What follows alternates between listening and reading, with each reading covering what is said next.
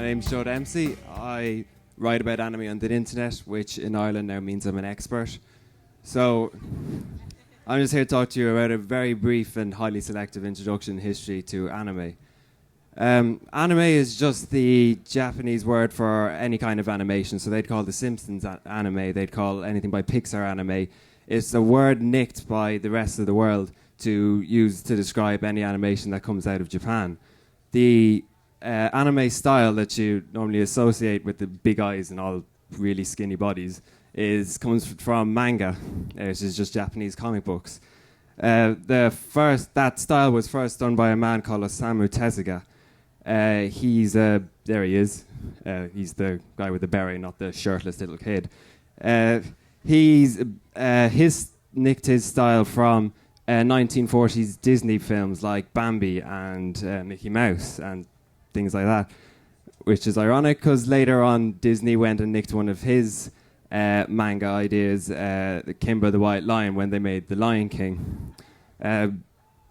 Disney show quite a lot in anime here and there. For example, the big players in animation are Studio Ghibli. They make these really famous, blockbuster hits in Japan, maybe not the rest of the world. Their big guy who makes most of their movies is a guy called Hayao Miyazaki. He's a notoriously grumpy old man. So Disney handle all his films when they bring them over, but they took him 2 goes because the first time they had one of his movies, they edited it so much and he was not happy. So it was 15 years later when he let them touch it again. And when he sent over his film that time, he also sent over a samurai sword with the words "no cuts" written into it. So now Disney take the movies a little bit more seriously. For example, Ponyo was the most recent one. They hired some really famous people to do the voices, like Cate Blanchett and Liam Neeson and Matt Damon. But probably the biggest success a Ghibli film had was in 2003. Spirited Away, which is about a girl who goes to a alternate magical land after her parents get turned into pigs. But it won an Academy Award for Best Animated Feature. So yeah, Ghibli are quite a big deal. Their films are actually quite frequently on TV. I know at least one film a week is on Film 4. But in the 80s and 90s, this isn't necessarily what anime fans were into. What they were into were these extremely violent, straight to DVD with blood and sex and all sorts of awful stuff.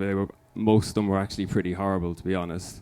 But the reason they were all into these type of things was a lot of them had their first introduction was anime was to the movie Akira, which was very successful. It was a massive cult hit. It's set in a post-apocalyptic Tokyo with motorcycle gangs running riot.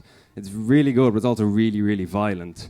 But so anime companies, knowing that people got into anime via these kind of shows, would like to play up this angle. For example, when they dubbed anime into English, they would add extra swear words in, so they'd hike up the age rating and to put scantily clad naked women on their front covers. So that was that generation of fans who got into anime via they were mainly young men getting into buying overpriced videos. The next generation that came along got along into the noughties as via stuff on TV, like when he comes up himself, Pokemon, along with other shows like Dragon Ball Z and Sailor Moon. But as these people grow up, they've become the current generation, but they still don't have any money to buy these overpriced now DVDs. So they've all gone onto the internet and pirating anime, watching it illegally on streaming sites. And there goes the thing.